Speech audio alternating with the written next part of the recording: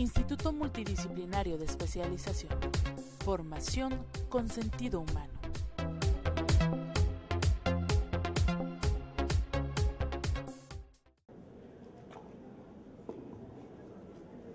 El lenguaje es el medio a través del cual se realiza gran parte de la enseñanza. También mediante el cual los estudiantes muestran gran parte de lo que han aprendido.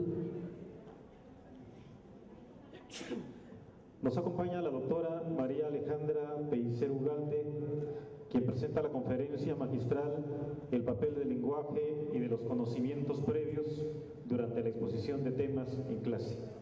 Modera y agradece doctor Vicente Carrera Álvarez y maestro Misael Cruz Bautista. Muy buenas tardes. Así como ayer decíamos que abríamos con brocha de oro con la conferencia de la doctora Rita Ferrini, ahora cerramos con otro broche de oro. No indica esto que las otras conferencias no hayan sido también brillantes y de oro, pero sí que el cierre de estas jornadas académicas lo hace la doctora María Alejandra Pellicer Ugalde con el título de su conferencia, como bien exponía el doctor Miguel, el papel del lenguaje y de los conocimientos previos durante la exposición de temas de clase. La doctora María Alejandra Pellicer Ugalde también tiene amplia trayectoria y un currículo inmenso. Solamente sintetizamos de lo siguiente: formación académica, licenciada en Pedagogía de la UNAM, maestra en Ciencias con especialidad en Investigaciones Educativas, doctora en Ciencias con especialidad en Investigaciones Educativas por el CIBESTA. Como experiencia profesional, trabajó en el Consejo Nacional de Fomento Educativo, docente en la Universidad Pedagógica Nacional y en la Dirección General de Educación Especial de la SEP. En el DIE ha impartido cursos de aprendizaje y conocimiento, epistemología genética y metodología de la investigación. También ha impartido seminarios especializados sobre los procesos de adquisición de la escritura y de la lectura en niños y niñas que cursan su educación básica. En la actualidad, como actividad profesional, desarrolla proyectos vinculados con la adquisición, reflexión y comprensión de la puntuación en los procesos de redacción y comprensión de textos. Y como publicaciones más fundamentales, tiene un libro sobre psicolingüística, procesos de adquisición de la lengua escrita, psicogénesis de la escritura, alfabetización en lenguas indígenas, particularmente la lengua maya, comprensión de lectura en textos informativos con contenido histórico. Un aplauso para la doctora María Alejandra.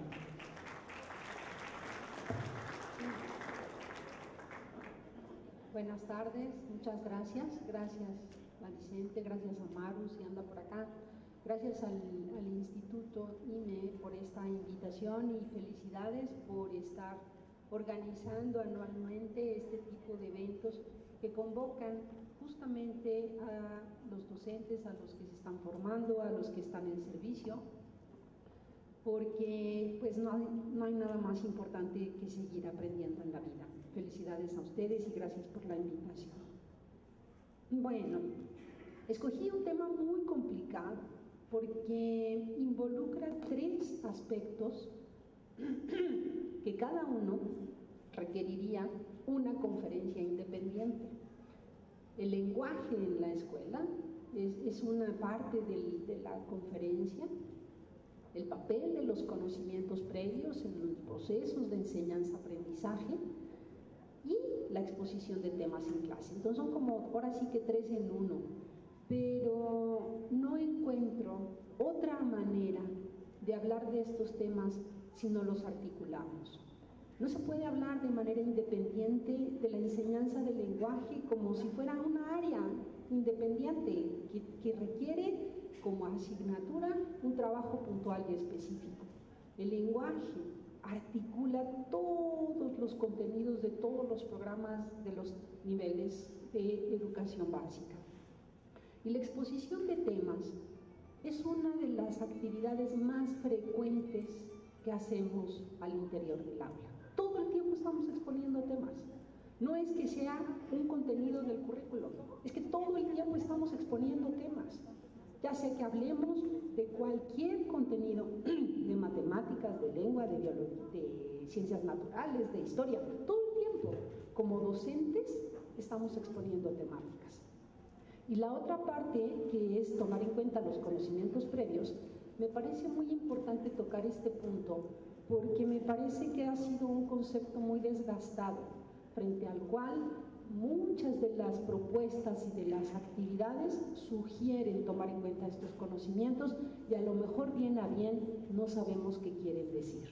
Entonces, por eso llamé así a esta plática el papel del lenguaje y de los conocimientos previos durante la exposición de temas en clase, porque eso es realmente nuestra meta, nuestro objetivo y nuestros retos cotidianos en el aula. Es uno de los recursos didácticos más frecuentes, la exposición de temas. Ya sea que nosotros como maestros o maestras expliquemos los contenidos con esta dinámica, pero también, particularmente en primaria, pero seguro en secundaria, pedimos a los alumnos que hagan exposición de temas. Y con cierta frecuencia nos aburrimos todos, maestros y alumnos. Cuando les pedimos que en equipo se organicen para presentar temas, algo cojea, algo pasa y no logramos transmitir a los alumnos ideas, estrategias, actividades que les permitan preparar sus temáticas para poder hacer presentaciones frente a los demás compañeros. Para preparar temas, y aunque parezca obvio, hay que resaltarlo constantemente. Necesitamos investigar el tema a profundidad para tener un buen dominio del contenido. Y esto como docentes se nos facilita un poco, a los alumnos no tanto, porque no tienen un buen dominio de los contenidos, ni tampoco saben cómo investigar a profundidad, pero sin duda alguna este es uno de los aspectos que tenemos que dominar.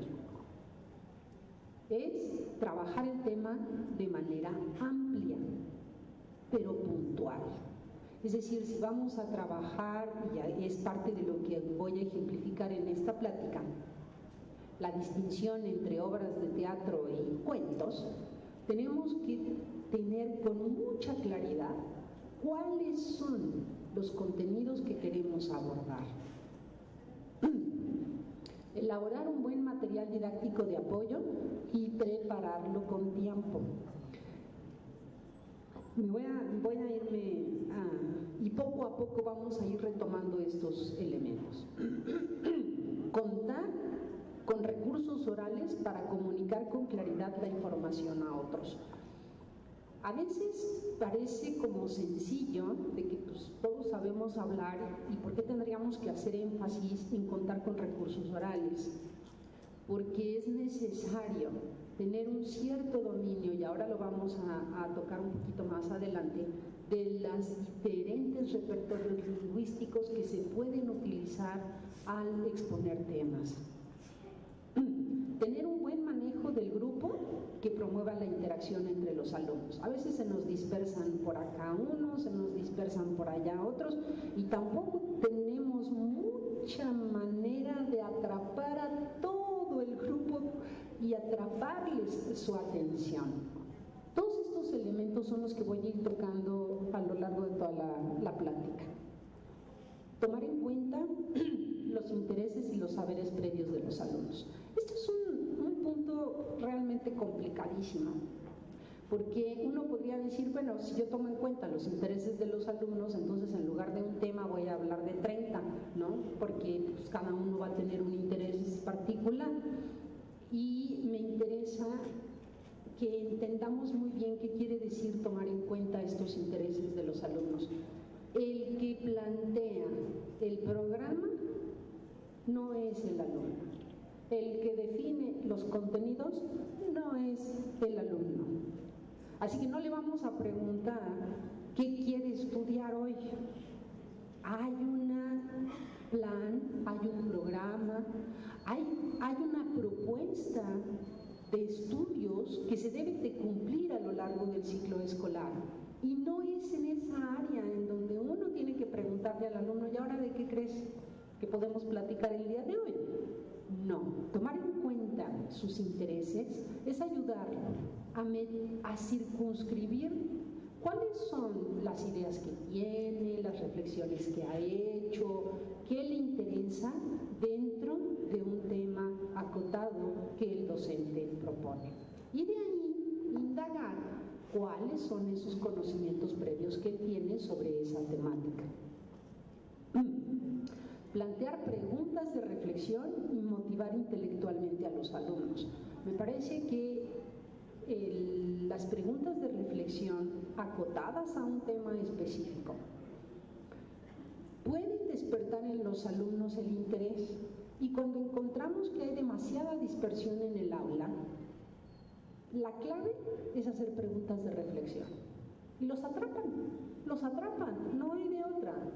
Un chico que se siente motivado por un reto intelectual es alguien que tienen en sus manos. Y ese es el reto, elaborar ese tipo de preguntas. Ahora, ¿qué hacer para aprovechar al máximo este recurso expositivo y despertar en los estudiantes interés para aprender sobre los temas que van a presentarse en clase? Tengo dos propósitos en esta plática. Uno, ofrecer algunas ideas para que el docente considere cómo conducir una exposición de temas en clase, reflexionando sobre el papel del lenguaje oral y escrito y de los conocimientos previos para favorecer el aprendizaje de nuevos conocimientos. Ese es un objetivo que tengo. Y el otro es que ustedes utilicen esas mismas ideas para enseñar a sus alumnos a exponer los temas.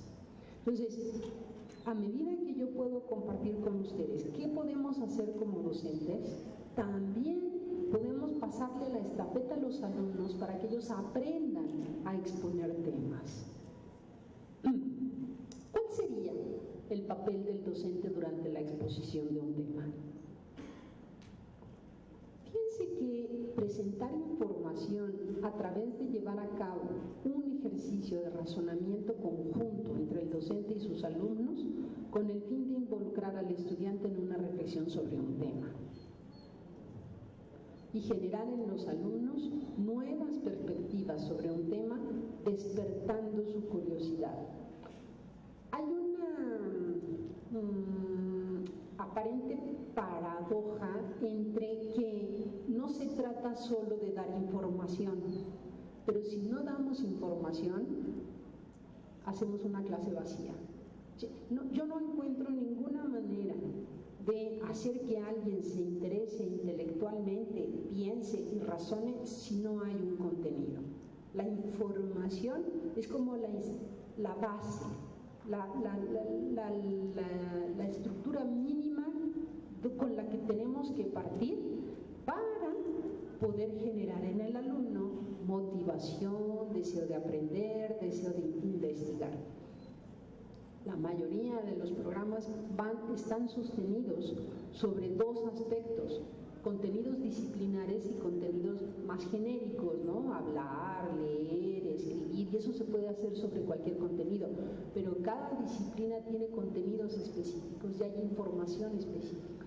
Y cuando hablo de una paradoja, pienso que el reto importante de un docente es no quedarse en la transmisión de la información, sino hacer que a través de la información los alumnos piensen sobre esa información. Pues creo que ese es nuestro papel al exponer temas. Una clase conducida bajo la exposición oral, porque además no hay de otra, siempre hablamos, como estoy haciéndolo ahorita, no hay otra manera de exponer temas si no es a través de la oralidad. No pretende ser una conferencia individual que tiene como público a los alumnos de manera pasiva, sino que intenta provocar en ellos una actitud de involucramiento y análisis de los temas. A veces nos pasa en primaria, en secundaria, y no dudo que hasta en preescolar, que el rol protagónico lo toma el docente y se convierte en un conferencista de 15 minutos, de media hora o de una hora. Cuando hablo de que no pretende ser una conferencia individual, no quiere decir que tenga que tener un micrófono y 40 minutos adelante para hablar. Ser conferencista es esto que estoy haciendo yo. Yo tomo la voz y ustedes no.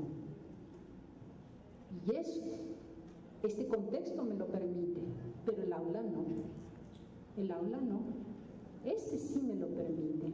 Entonces, por eso pienso que una clase conducida bajo este tipo de exposición no puede pretender generarse bajo el formato de una conferencia que solo se convalida en otros contextos y no en el aula. Y yo creo que es importante que reflexionemos sobre ello en ese sentido del rol protagónico que ha adquirido el docente tomando la voz y no dando demasiada voz a sus alumnos.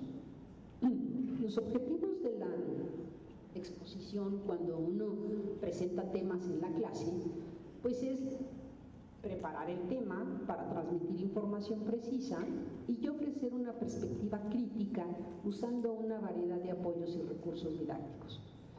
Cuando hablo de preparar el tema y transmitir información con una perspectiva crítica, quiere decir que como docentes ya hemos reflexionado sobre el asunto que vamos a trabajar, hemos hecho preguntas sobre ese tema y vamos a compartir con los alumnos nuestras propias inquietudes y nuestras propias preguntas. Muchas veces pasa que como docentes nos paramos en el lugar de yo lo sé y yo te lo voy a enseñar y además casi lo sé todo y tú pues poco a poco lo vas a ir aprendiendo. Cuando hablo de esta perspectiva crítica es compartir con los alumnos y no importa de qué nivel sea, preescolar, primaria, secundaria, bachillerato, universidad, licenciatura, maestría y doctorado, que aquel que está conduciendo la clase pueda compartir sus dudas, sus inquietudes y sus preguntas sobre ese tema. De esta manera somos referentes más confiables como docentes, que sí nos presentamos como profesores que lo sabemos todo. Somos muchísimo más confiables cuando podemos decir, fíjense que yo no sabía cuáles eran las características, no digo que se tenga que decir así, pero yo no sabía cuáles eran las características que distinguen a un tipo de discurso argumentativo del discurso descriptivo. Y he descubierto esto y a partir de estas preguntas pues me fui a investigar aquello. Esta es una manera de compartir el propio proceso de aprendizaje y eso nos para como docentes, como personas confiables frente a los alumnos. Lograr que los alumnos se involucren y reflexionen sobre el tema para que aprendan a relacionar y analizar los conceptos y puedan desarrollar su capacidad para elegir formas alternas de profundizar el contenido dentro y fuera de la escuela. Hay que estar constantemente compartiendo con ellos que la reflexión no acaba. No es cierto que ahorita que tenemos estos 15-20 minutos para pensar sobre temas de biología, sobre temas de historia, sobre temas de química, sobre temas de lenguaje, la reflexión que hicieron, ya, se acabó la clase, tilín, se acabó la reflexión. No es verdad. Hay que compartir con los alumnos que esta reflexión es el faro que les va a permitir seguir pensando en los temas fuera de la escuela. La práctica docente me parece, y no sé si ustedes estén de acuerdo o no, pero justo vamos a dejar un tiempito al final de la plática para que interactuemos un poquito más y ustedes en la medida que van tomando algunas notas o preguntas, compartamos un poco las reflexiones que ustedes hagan y las que yo les invito a pensar. La práctica docente se ha centrado en la transmisión de información y se ha olvidado de promover en los alumnos una participación activa que estimule su espíritu crítico. Hay muchísimos clichés de frases que están bombardeados en todo el discurso educativo. Y fomentar el espíritu crítico de los alumnos es una de esas frases. ¿Qué quiere decir eso? ¿Qué quiere decir fomentar el espíritu crítico? Bueno, la primera es no bombardear a los alumnos con información. Esa seguro que sí es un buen camino de, no sé, la oración se compone de sujeto y predicado. El sujeto tiene su núcleo. Eso es bombardear los alumnos de información sin que en ellos se planteen preguntas sobre por qué este maestro me está hablando de sujeto y predicado. ¿Por qué? ¿Qué sentido tiene para mi vida, para mi lectura, para mi redacción? Eso tiene que ver con estimular este espíritu crítico. Entonces, si ponemos a los alumnos a leer y a partir de las lecturas y de estar junto con ellos reconstruyendo el significado del contenido de los temas que están leyendo, encontramos, porque sabemos que van a aparecer muchas dificultades de comprensión lectora, allí hablemos de sujeto y predicado. No descontextualizado, no fuera, sino a partir de los problemas de comprensión lectora que tienen los alumnos. ¿Por qué? Porque en general van a confundir quién es el sujeto de una oración. Cuando tienen problemas de comprensión lectora es porque no han podido conservar quién es ese personaje principal y para dónde sigue hacia adelante. Esos son los mejores espacios. Pero entonces el alumno se va a dar cuenta y toma conciencia de que está teniendo dificultades para comprender el sentido de un texto que está leyendo. Y ahí es en donde va a tomar sentido hablar de la gramática, hablar de la puntuación, hablar de muchos aspectos que están planteados en los programas de estudio.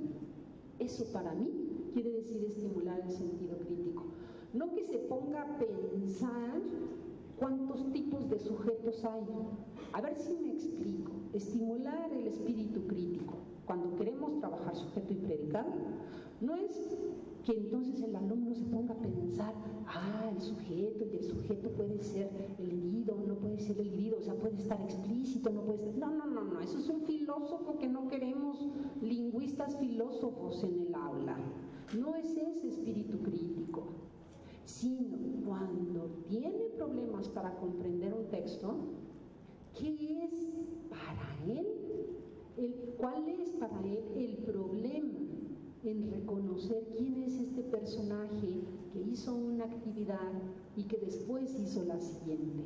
Eso sí es estar encauzándole, pensar sobre la lengua y sobre la gramática y sobre la sintaxis y sobre la semántica. ¿Cuál es el estilo? Yo invitaría ahora con una serie de preguntas y ojalá algunos me la contesten al terminar la plática. ¿Cuál es el estilo de enseñanza que usan en su práctica diaria? ¿Qué hacen? ¿Qué hacen ahí? ¿Qué estilo usan al hablar? ¿Formal? ¿Informal? ¿Coloquial? ¿Infantil? ¿Adulto? ¿Qué lenguaje utilizamos al hablar? ¿Qué estrategias didácticas manejamos?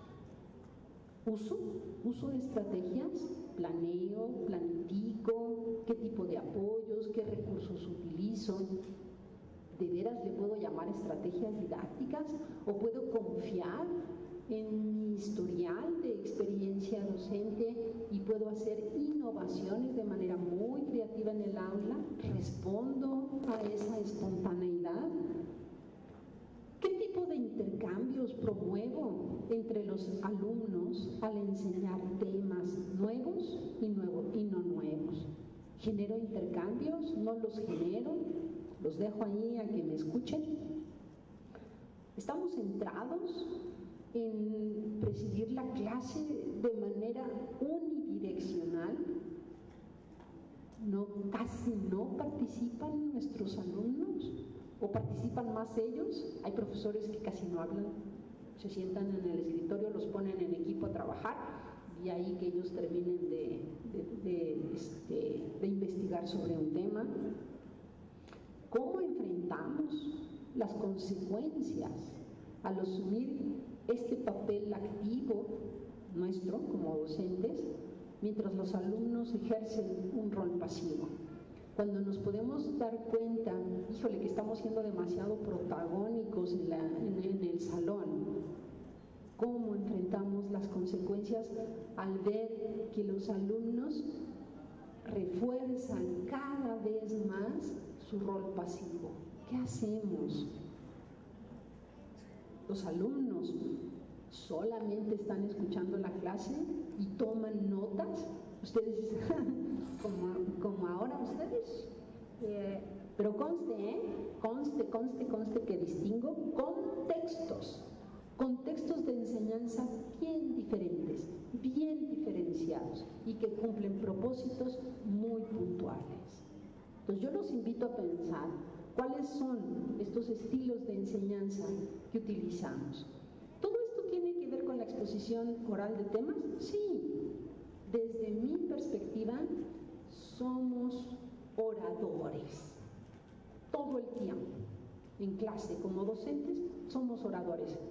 Entonces sí vale la pena ponernos a pensar cuál es el papel de la lengua oral durante todo el día escolar, cuando somos totalmente modelos de lengua oral.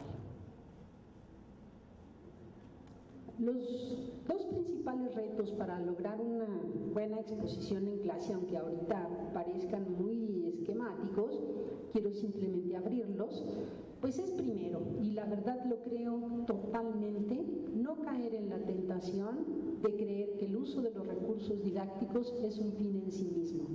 Tanto nosotros como a los alumnos, se nos ha vendido mucho la idea de que lo que importa es hacer un PowerPoint, de que lo que importa es elaborar una maqueta, de que lo que importa es hacer un video, de que lo que importa son los disfraces para una obra de teatro. Piensen en cualquier tipo de recurso didáctico, pero en general caemos en la tentación de creer que esos recursos didácticos es el fin mismo de la enseñanza. Y se nos olvidan los contenidos, y se nos olvida cómo generar reflexiones sobre esos contenidos. Particularmente en secundaria, me parece que sucede, mucho más en la media superior y en la superior, que los alumnos dedican demasiado tiempo a elaborar estos recursos didácticos o apoyarse en estos recursos didácticos y no trabajan demasiado los contenidos. Y preparar una buena exposición del contenido, pues estudiando el contenido, ¿no? No hay de otra. ¿Cuánto tiempo vamos a utilizar exponiendo un tema? Media hora. ¿Cuánto tiempo creen que se debería de utilizar para preparar esa media hora? Más o menos, ¿cuánto tiempo creen ustedes como docentes y a los alumnos invitarlos a invertir tiempo para preparar una media hora de exposición? Más o menos días. Sí, días. Entonces creo que invitarnos a pensar sobre estos retos nos empujarían a ayudarles a los alumnos a preparar mejor sus temas. Ustedes me podrían decir, imagínense, yo doy 4 horas en primaria, 4 horas, 5 horas, me la voy a pasar preparando mis clases todo el tiempo. Pues déjenme darles una buena noticia, ustedes escogieron esta profesión. Sí, es verdad, tienen que preparar durante mucho tiempo sus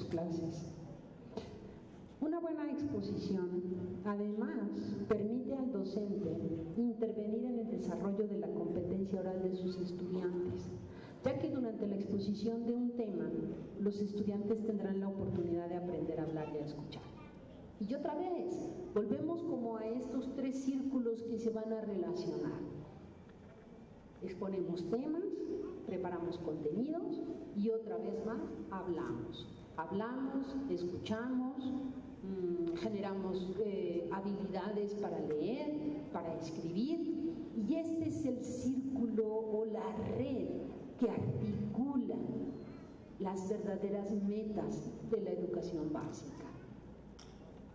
Mismas competencias, ni todos han tenido las mismas trayectorias de actividades culturales, actividades de ciertos contextos que generan la reflexión sobre el lenguaje. Y ahí es en donde el papel del docente y la escuela tiene un rol muy, muy importante. Entonces, aprender a utilizar de manera formal el lenguaje es algo que fue un pilar en los 50s, en los 60s, y luego vino en un declive y no se ha podido volver a rescatar. Es decir, que a partir de generar en los alumnos la confianza, un buen rapport, se nos ha olvidado introducir una lengua formal en el aula. Y eso no quiere decir que les hablemos como diplomáticos a los niños, pero sí abrir espacios en donde puedan entender cuáles son las diferencias y en qué contextos se pueden utilizar. Antes de presentar algunas estrategias para lograr estas exposiciones, quiero discutir y reflexionar el papel tan importante que tiene el lenguaje. Y para eso no tengo otra opción, tengo que hablar de repertorios lingüísticos. Los repertorios lingüísticos, la exposición oral como un apoyo para la presentación de temas. El término repertorio, así, repertorio, o sea, variedad, se define como el conjunto de habilidades que una persona posee al usar su lengua, así como las distintas variedades de uso del lenguaje que esa persona puede incorporar a lo largo de su vida, según la situación comunicativa en que pueda emplearla. Y aquí es en donde necesitamos hablar de adecuación y pertinencia. Es decir, en la escuela, para presentar un tema, puedo hacerlo de manera formal, pero si el alumno llega a su casa a platicarlo con el tema que trabajó con sus papás o con sus amigos, puede no utilizar ese mismo lenguaje y ni siquiera de manera formal. Si estamos escuchando la radio, la televisión, si estoy parada en un contexto de un evento académico, todo eso representa retos de situaciones comunicativas. Siempre hay retos de situaciones comunicativas. ¿Cómo le hago para que me escuches y cómo le hago para escucharte y entenderte? Y cada una de estas situaciones y cada uno de estos contextos requiere de una variedad lingüística puntual y específica.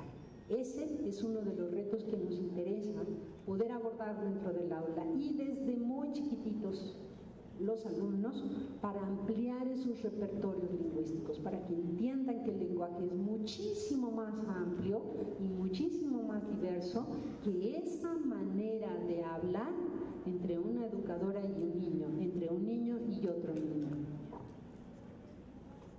La escuela en ese sentido se convierte en un espacio privilegiado para la enseñanza de estos repertorios lingüísticos.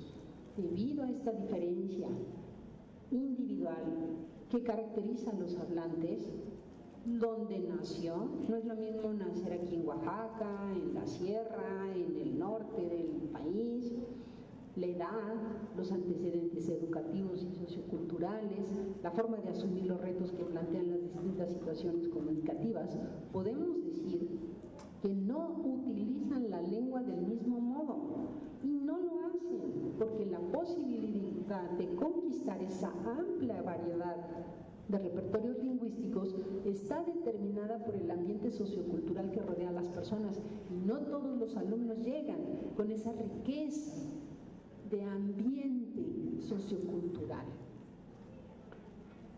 Las diferencias que distinguen a los hablantes, porque uno podría pensar, bueno, ¿y qué? ¿A mí qué me diferencia de otra persona? ¿Cuál sería esto que yo afirmo de que no hablamos iguales? Algunas pistas tienen que ver con no todas las personas que hablan español, para empezar, lo pronuncian igual. Y ahí ya vienen nuestros prejuicios de los que vamos a hablar ahorita, pero eso es un hecho y no tenemos duda. No todas las personas que hablan español lo pronuncian igual. Y no se pronuncia igual en la costa, no se pronuncia igual en el norte, no se pronuncia igual en el sureste. Eso es un hecho y creo que no lo podemos dudar. No todas usan las mismas palabras para construir un enunciado similar.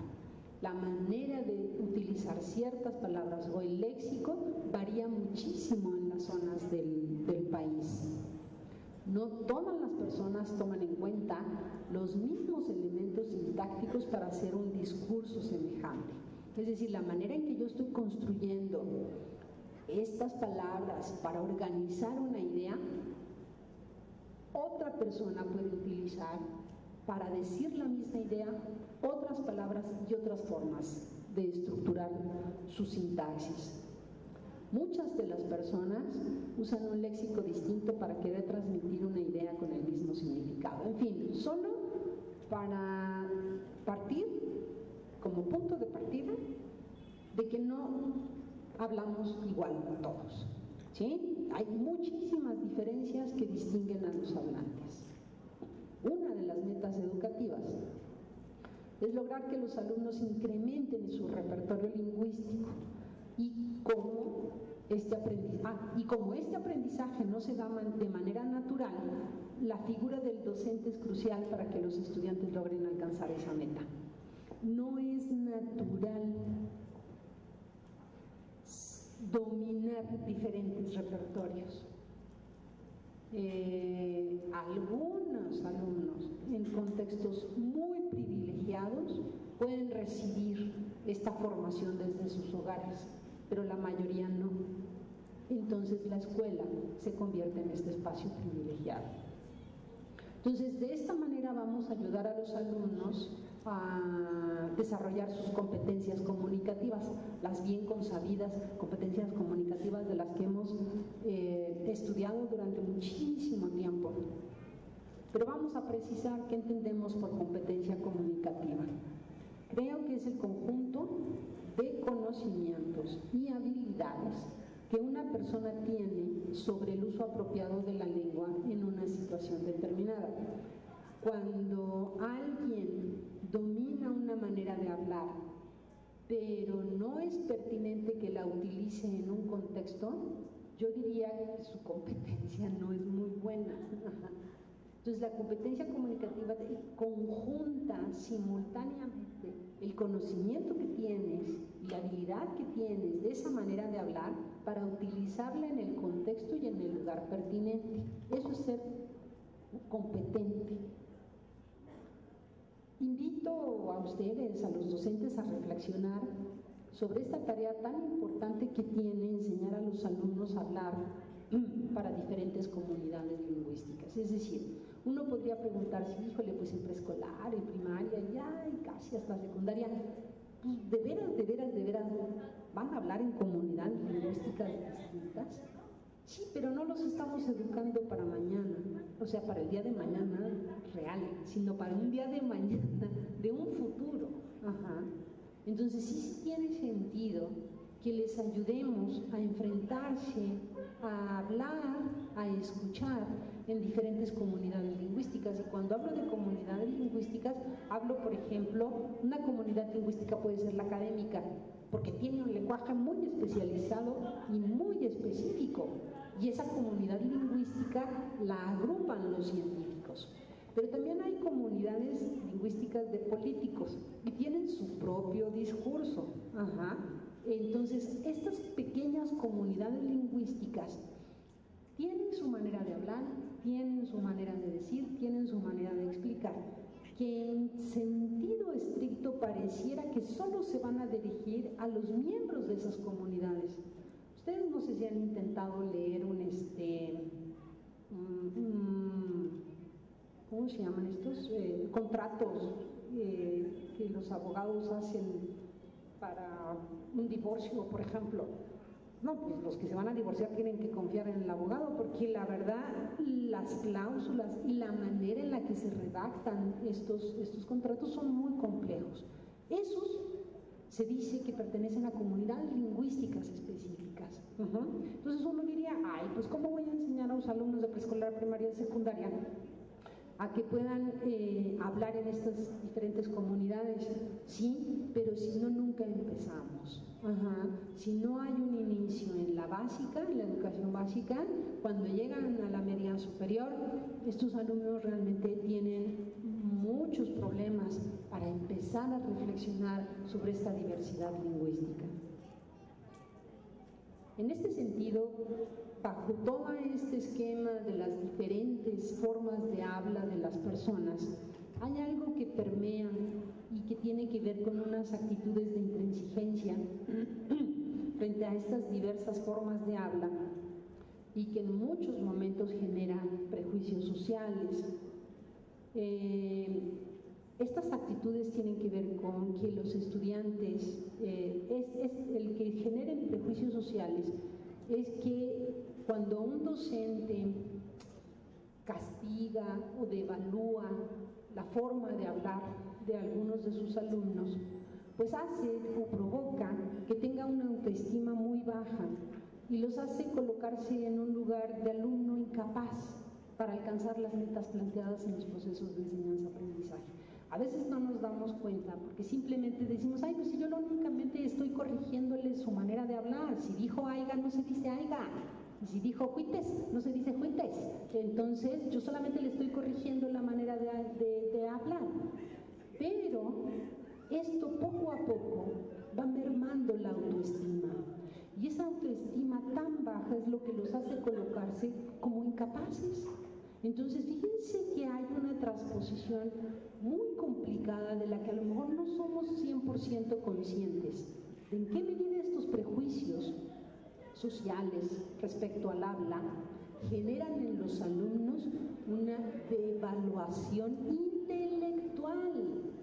Uno cree que simplemente los corrige, porque así no se habla, pero inmediatamente la autoestima hace como si el alumno se dijera a sí mismo, híjole, si no sé hablar, entonces tampoco sé pensar.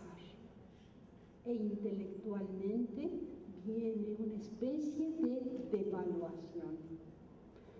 Entonces, que los docentes están confundiendo en este sentido el desempeño lingüístico con el desempeño intelectual de los alumnos y a veces hasta los terminan reprobando porque pertenecen a una variante lingüística diferente a la de él. Entonces, sí me parece importante poner en la mesa de la discusión todos estos problemas que tienen un efecto muy fuerte en el desempeño de los estudiantes a lo largo de su escolaridad. Sé lo que estoy diciendo y sé, porque lo he visto, cómo estos alumnos dejan de hablar. Ya no hablan porque se sienten que van a estar expuestos a ser constantemente corregidos. Entonces, si un profesor considera que el lenguaje de un alumno es inadecuado, ¿qué creen? Va a ser altamente probable que ese alumno fracase. ¿Y qué quiero decir al afirmar que si un profesor considera que el lenguaje de su alumno es inadecuado, los alumnos fracasarán? Me refiero a la descalificación que hacen cuando los alumnos utilizan estas formas de habla o acentos y las consideran lejanas a las formas normativas, es decir, así no se habla, así no se dice, y reprueban desde los rasgos más superficiales del lenguaje la forma en que hablan y no le dan crédito y no le dan validez a las ideas que expresan los alumnos a través de esa forma de habla. Cuando digo que nos quedamos en la parte superficial del lenguaje, estoy diciendo que lo que estamos haciendo es escuchar el juites, el aiga y esta manera, y ya no escucho cuál es la idea, cuál es el pensamiento, qué es lo que quiere decir el alumno. Este es un tema muy complejo y requeriría no solo una conferencia, un curso completito para hablar sobre las variantes lingüísticas y sobre las formas en las que devaluamos el habla de los otros y qué quiere decir estas formas normativas, las estándares y cuáles se convalidan y cuáles no.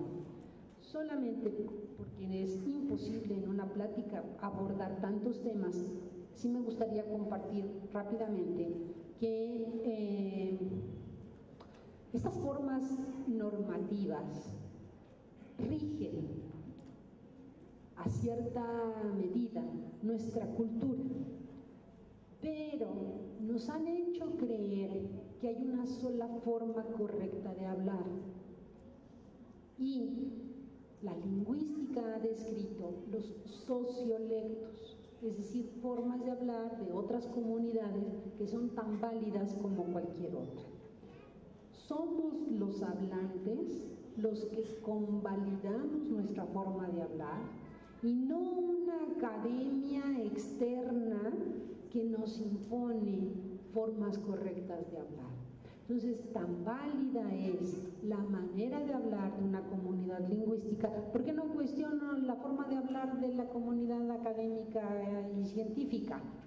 ¿Y por qué sí cuestiono la de la Sierra de San Cristóbal o no sé, de alguna comunidad de por acá? Son comunidades lingüísticas. No hay formas mejores ni peores de habla. Simplemente son distintas. Y los retos al pensar sobre el papel del lenguaje en la escuela nos invitan a el respeto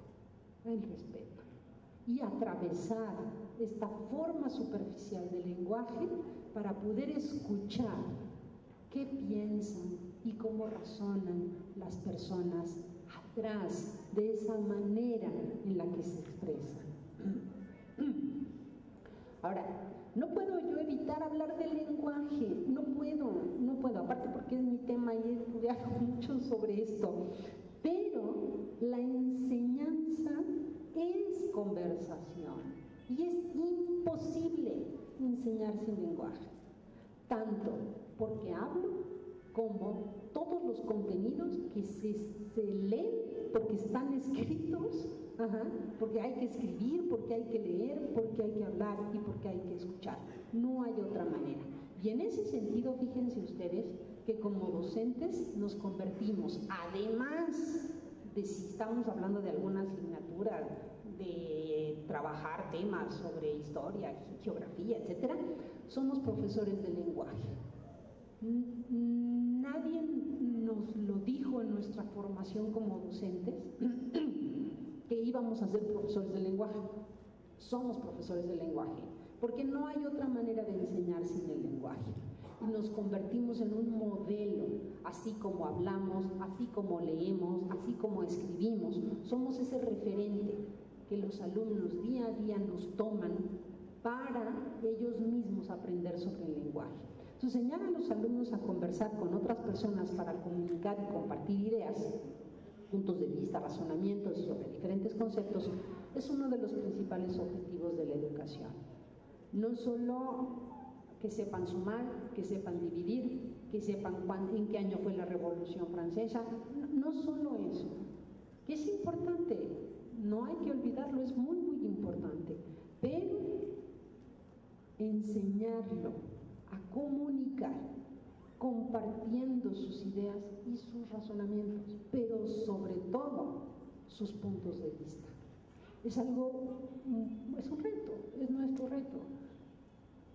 Ya sea que devaluemos su forma de hablar, ya sea que devaluemos su forma de pensar, ya sea que devaluemos, todo el tiempo estamos pensando que son chiquitos, que no saben, que ya van a llegar, que bueno, pues hay que justificarlos porque como son niños no saben tan poquito.